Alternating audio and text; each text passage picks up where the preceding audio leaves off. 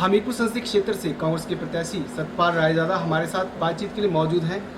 सतपाल रायजादा, पहले तो news eighteen में आपका स्वागत है। धन्यवाद। न्यूज़ एटीन का भी बहुत बहुत धन्यवाद। रायजादा, हम आपसे जानना चाहेंगे, आप हमीरपुर संसदीय क्षेत्र में घूम रहे हैं, किस तरह का रिस्पांस लोगों का मिल रहा है?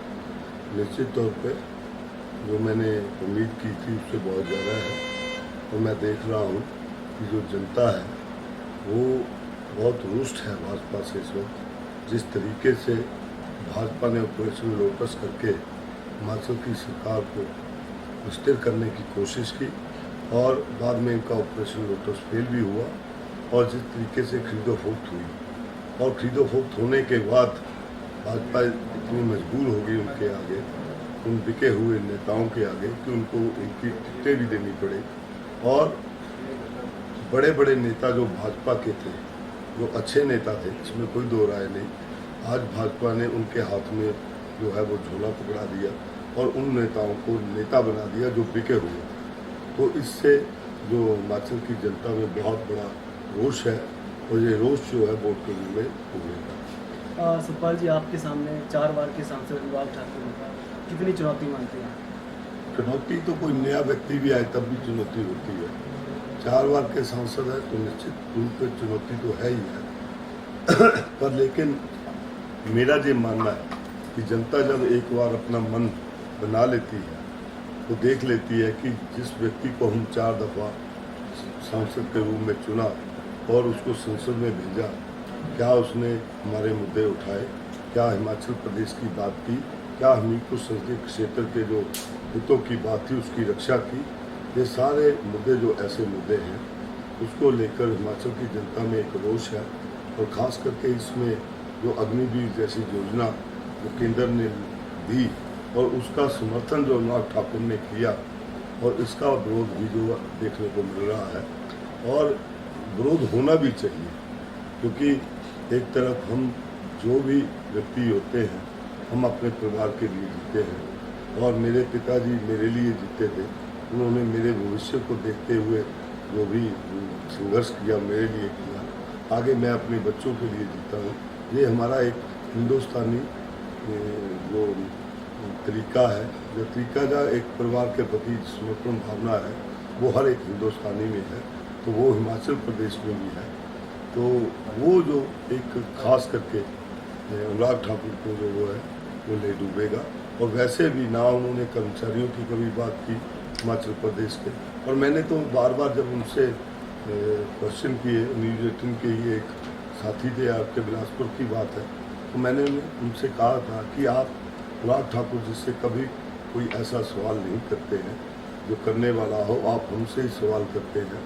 तो अनुराग ठाकुर जी को भी पूछिए कि आप 4 बार के सांसद होकर आपने कभी हमीरपुर संसदीय क्षेत्र की बात क्यों नहीं की, हमीरपुर संसदीय क्षेत्र के लोगों के हितों की बात नहीं की, और आपने हिमाचल प्रदेश के कर्मचारियों की बात संसद में नहीं उठाई। आपने आपदा में हमारे लोगों की जो 11,000 करोड़ रुपए का जो एक नुकसान हुआ था उसकी बात अपने संसद में नहीं उठाई। अग्निवीर की बात जो है संसद में नहीं उठाई। हमारे GST का जो हमें फंड में पैसा मिलना था उसकी बात नहीं उठाई। तो ये सारी बातें जब हमने की, तो आप इसका सवाल जवाब आप अनुराग से करिए कि क्यों नहीं उठाई, आप सांसद रहे। तो इतने दिन तो कोई जवाब नहीं आया, तो कल एक जवाब आया कि ये कोई हिमाचल का इलेक्शन नहीं है कि मैं लोकल मुद्दों पे बात करूं। तो आज मेरा उनके सामने फिर एक सवाल है कि क्या आप हमीरपुर संसदीय क्षेत्र के लोगों को हिंदुस्तान का हिस्सा नहीं मानते हैं? क्या आप हिमाचल प्रदेश की जनता या हमीरपुर संसदीय क्षेत्र के लोग जो हैं उनके हितों की बात करना क्या हिंदुस्तान के उसमें नहीं आता है? क्या हमारे जो बच्चे हैं जिनके ऊपर अग्निवीर जैसी योजना को आपने लाद दिया है, क्या वो हिंदुस्तान का हिस्सा नहीं है? क्या हिमाचल प्रदेश हिंदुस्तान का हिस्सा नहीं है? जो आप ये बात कह रहे हैं कि लोकल मुद्दों की बात नहीं होगी, तो मैं सिर्फ एक ही बात करूँगा कि आप अपनी बात रखने के लिए जो बातें कर रहे हैं इसका उनके ऊपर प्रभाव पड़ेगा। और मेरा तो ये मानना है कि जब वोट आपने हमीरपुर संसदीय क्षेत्र से लिए हैं तो आपको बात भी हमीरपुर संसदीय क्षेत्र के लोगों के हितों के मामले में करनी पड़ेगी। सतपाल जी, ट्रेन का मुद्दा काफ़ी हावी रहता है हर चुनावों में। भाजपा बार बार बनाती है इस मुद्दे को। आप क्या कहना चाहेंगे इसके बारे में? इस बारे में मैं क्या बोलूँ। अब अनुराग ठाकुर जी को ट्रेन जो है वो हमीरपुर संसदीय क्षेत्र में ला नहीं पाए और 1000 रुपये का जो फंड इनको मिला है हमीरपुर संसदीय क्षेत्र के लिए, और इल्ज़ाम लगा रहे हैं सुखविंदर सिंह सुक्खू जी के ऊपर कि वो नहीं चाहते कि ट्रेन जहाँ पे पहुँचे। अभी हमारी तो 14 महीने की सरकार हुई, आप तो पिछले 5 साल से बीजेपी की सरकार में बैठे हुए थे जहाँ पे, और आपके बीजेपी की सरकार में आपने क्या किया, दिल्ली में भी और स्टेट में भी। आप 2 इलेक्शन जो है ट्रेन के मुद्दे के ऊपर वोटें ले चुके हैं हमीरपुर संसदीय क्षेत्र के लोगों से, और अब चलो इनका ड्रीम प्रोजेक्ट था जो पूरा नहीं कर पाए, हम करेंगे उनके ड्रीम प्रोजेक्ट को पूरा। सतपाल जी, जीत के प्रति कितने आश्वस्त हैं? निश्चित तौर पर जीतेंगे, क्यों नहीं जीतेंगे। हम सच्चाई की लड़ाई लड़ रहे हैं, हम मुद्दों की लड़ाई लड़ रहे हैं, हम धर्म की लड़ाई या धर्म को इसमें नहीं लाना चाहते हैं। लेकिन आप देखिए कि आज मैं उनकी 2-3 जनसभाओं को देख रहे थे, बार बार नारे लगा रहे थे जय श्री राम, और उसमें बोल रहे थे कि कांग्रेस के लोग तो कहते थे कि बुलडोजर चला देंगे, पता नहीं क्या क्या बोल रहे थे। तो मैं उनको बोलूँगा कि आप थोड़ा सा संभल के राजनीति करिए, इस देश में शांति रहने दीजिए। क्यों आप ऐसे लोगों को भड़का रहे हैं? जीतने के लिए आप कभी विधायक खरीदते हैं, और मैं एक बात बता दूं, आप विधायक खरीद कर नहीं जीत पाओगे, क्योंकि जीतोगे तो जनता ही वोट डालेगी और उसी वोट से आप जीत पाएंगे। ये बिके हुए विधायक आपको कभी नहीं जिता पाएंगे। और जिस भगवान राम का पुरुषोत्तम मर्यादा जो रामचंद्र जी है, उन्होंने तो अपने पिता के वचन को पूरा करने के लिए वनवास जो है 14 वर्ष का वो ले लिया था, वो अपने पिता के वचन को पूरा करने के लिए जो उनके पिताजी ने वचन दिया था।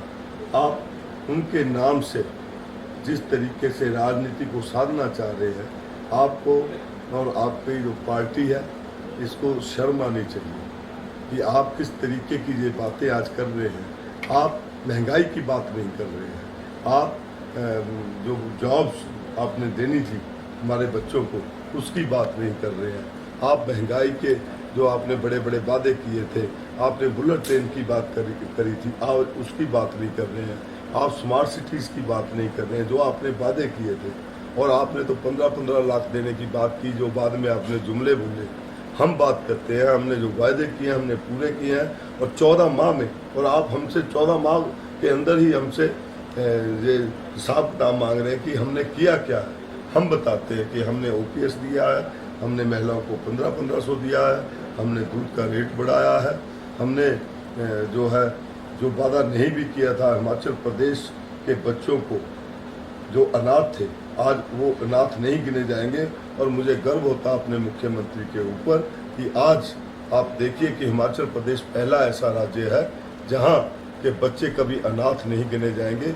उनकी भी लालन पोषण जो होगा वो उसी तरीके से होगा जैसे एक बाप अपने बच्चे का और एक माँ अपने बच्चे का लालन पोषण करती है। जी, बातचीत करने के लिए धन्यवाद। तो ये थे हमारे साथ हमीरपुर संसदीय क्षेत्र से कांग्रेस के प्रत्याशी सतपाल रायजादा, जिन्होंने अपनी जीत का दावा किया है और ये भी कहा है कि वो अगर चुन के आते तो पूरे जो संसदीय क्षेत्र है उसका समान विकास करवाएंगे।